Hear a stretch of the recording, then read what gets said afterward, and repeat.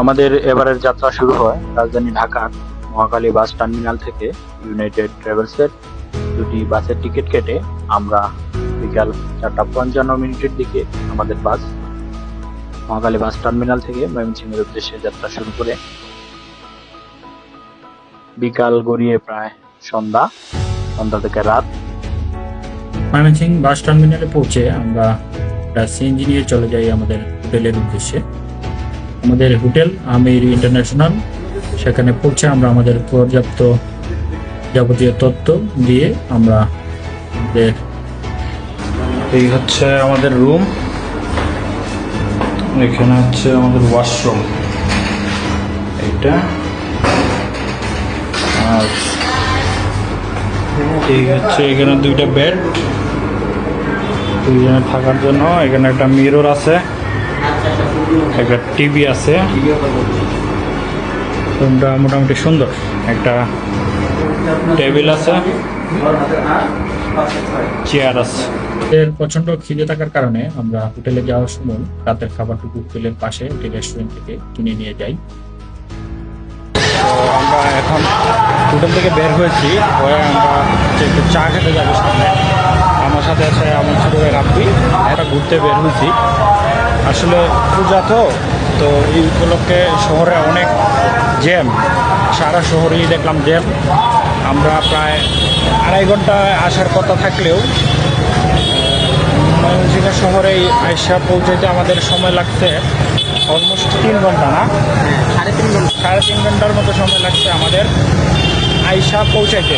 তো আমরা একটু রেস্ট নিয়ে খাওয়া দাওয়া করে এখন একটু বের হয়েছি, শহরটা দেখবো। তো শহরে আসলে প্রচুর জ্যাম। তো দেখেন ময়মনসিংহ কালীবাড়ি মোড়, তো এখানে আমরা একটা চায়ের দোকান পেলাম, সেখানে আমরা চা খেলাম আমি এবং আমার খালাতো ভাই রাব্বি। খুব ভালো লেগেছে চাটা, অনেক সুস্বাদু। আসসালামু আলাইকুম, শুভ সকাল। আমরা অলরেডি আমাদের হোটেলের রুম চেক আউট করে বের হয়েছি। এখন বাজে হচ্ছে সকাল 10:30। আমাদের অনেক লেট হয়ে গেছে, আমাদের আরও অনেক আগে বের হওয়ার কথা ছিল। তো আমরা এখন যাচ্ছি হচ্ছে একটা রিক্সা নিয়ে টাউন হলো মোড়ের দিকে। সেখান থেকে আমরা একটা সিএনজি বা লোকাল টোটোতে করে আমরা যাবো হচ্ছে মুক্তাগাছা। সুন্দর শহরটা, মোটামুটি রাতে এসে অনেক জ্যাম পাইছিলাম, কিন্তু এখন সকালবেলা আসলে এত জ্যাম নেই, তো ভালোই লাগতেছে ঘুরতে। ময়মনসিংহ টাউন হল মোড় থেকে একটি সিএনজি রিজার্ভ করে ময়মনসিংহের মুক্তাগাছা উপজেলার উদ্দেশ্যে রওনা করি। যাত্রাপথে আমরা গ্রাম বাংলার সেই অপরূপ সৌন্দর্য দেখতে দেখতে প্রায় 45 মিনিটের ভিতরে উপজেলার সেই বিখ্যাত জমিদার বাড়িতে পৌঁছে যায়। চলে আসছি মুক্তাগাছার জমিদার বাড়িতে। তো এখানে এসে কাহিনী একটা হয়েছে কি, আজকে হচ্ছে ওদের সাপ্তাহিক ছুটির দিন, তো সেটা তো আসলে আমি নিজেও জানি না। তো এখানে আসার পর এখানে যারা দায়িত্ব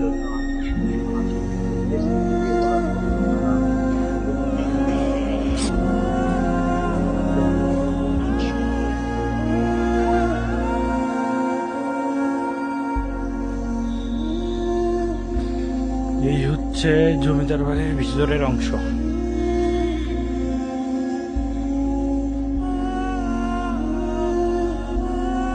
অনেক মঞ্চটি আপনারা দেখতে পাচ্ছেন, এই মঞ্চটি অনেক আগের, সম্ভবত ওই হ্যান্ডেলটা ঘুরাইলে এটা ঘুরতো। আগেকার দিনে এই জায়গায় হচ্ছে নৃত্য হইতো, নৃত্য।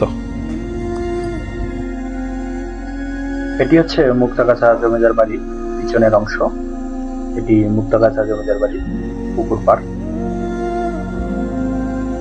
বন্ধের দিন থাকায় এখানে তেমন দর্শনার্থীও নেই, আর বাড়িটা একেবারেই শুনশান, নীরবতা, মনে হচ্ছে ভুতুরে একটা পরিবেশ। এখানে মানে কোনো ধরনের কোনো মানুষ নেই, কেউ নেই। আর আমার সামনে যে ঘরটা দেখতে পাচ্ছেন উপরে, এই ঘরটায় রানী থাকতেন। তো এখানকার যারা দায়িত্বে আছেন ওনাদের সাথে কথা বলে জানতে পারলাম যে রাজা রানীর জন্য এই ঘরটা বানিয়েছিলেন। এই কাঠগুলা উনি অন্য কোথা থেকে নিয়ে আসছিলেন আর কি, যেন এটা গরমের সময় ঠান্ডা লাগে আর ঠান্ডার সময় গরম লাগে, এইরকম পদ্ধতিতে বানিয়েছে। আর এটা এত উঁচা থেকে না, যেন ভূমিকম্প আসলেও এটা কিছু না হয়। এবং এই পাশের গটিতেও রানী থাকতেন। এটি ঠিক হাওয়া ভবনের ঠিক বা পাশে অবস্থিত। রানী এই গটিতেও থাকতেন এবং পাশাপাশি এটা কি গোপন ইয়ে না, গোপন রাস্তা। এটা দিয়ে কই পর্যন্ত যাওয়া যেত? ও আচ্ছা আচ্ছা, এই তো সেই গোপন রাস্তা।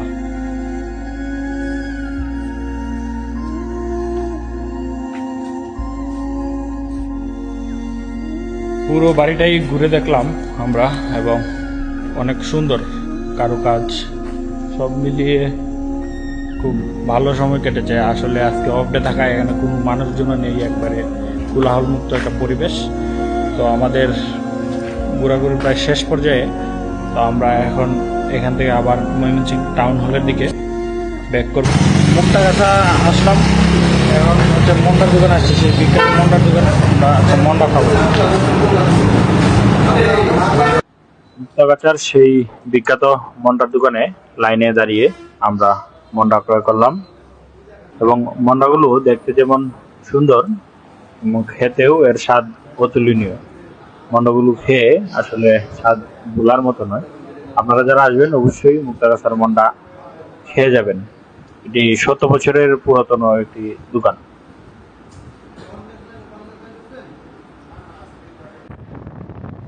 মন্ডা খেয়ে আমরা ময়মনসিংহ শহরের উদ্দেশ্যে ফের যাত্রা শুরু করি। মুক্তাগাছা থেকে ঘুরে আমরা চলে আসছি আবার ওই টাউনগুলো ঘুরে। ওইখান থেকে আমরা রিক্সা নিয়ে এখন যাচ্ছি হচ্ছে শশীলজের দিকে। মুক্তাগাছার জমিদার মহারাজ সূর্যকান্ত আচার্য চৌধুরী তার দত্তক পুত্র শশীকান্তের নাম ছাড়ে এই ভবনটির নাম করেছিলেন শশীলজ। এখানে প্যারিস, ইউরোপ সহ বিশ্বের বিভিন্ন দেশ থেকে সংগৃহীত নানা ধরনের শৌখিন জিনিসপত্র দিয়ে সুসজ্জিত ছিল।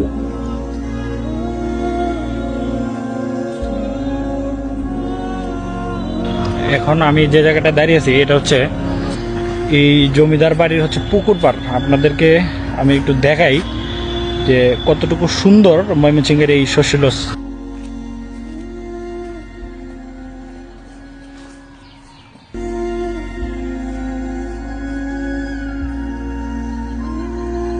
অনেক সুন্দর কিন্তু এগুলো, হ্যাঁ।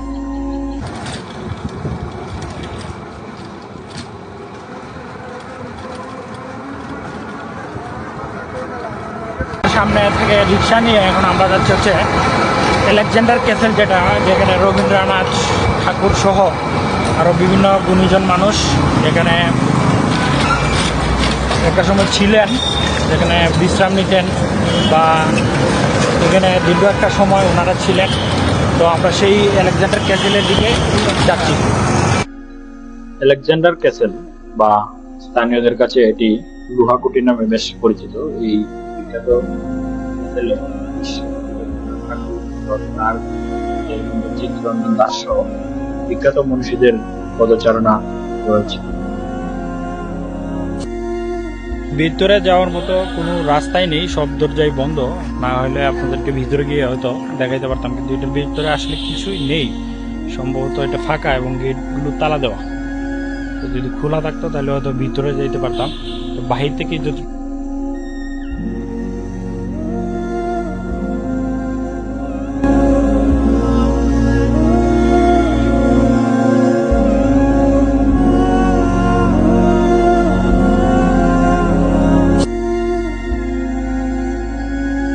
Gov laboratory high school academy ভবন ময়মনসিংহ।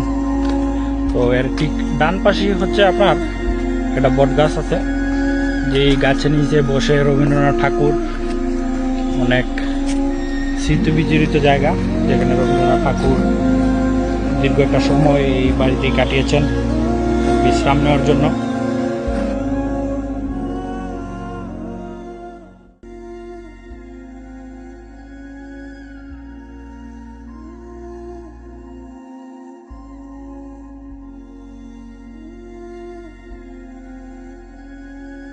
আলেকজান্ডার ক্যাসেলে আমাদের ঘোরাঘুরি শেষ, ছবি টবি তুললাম, দেখলাম। এটা আমার কাছে মনে হয়েছে এখন এটা একটা পরিত্যক্ত ভবনের মতনই, যেখানে কোনো কাজ কাম নাই, যেখানে তালাবদ্ধ। তো ভালোই লাগলো, একবারে নীরব নিস্তব্ধ এলাকাটা, পর্যটকও তেমন নেই বলে চলে। তো এখন আমরা যাবো হচ্ছে ময়মনসিংহ শহরে।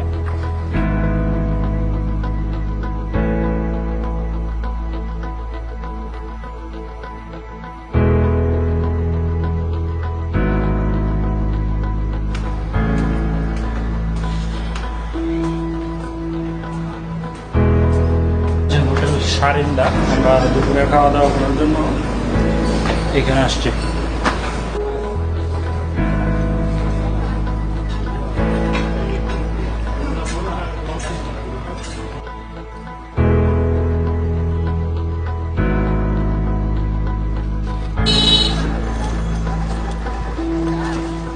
তো এখন আমরা চলে আসছি হচ্ছে ময়মনসিংহ জয়নুল আবেদিন পার্ক, যেটা ব্রহ্মপুত্র নদীর তীরে অবস্থিত। জায়গাটা অনেক সুন্দর।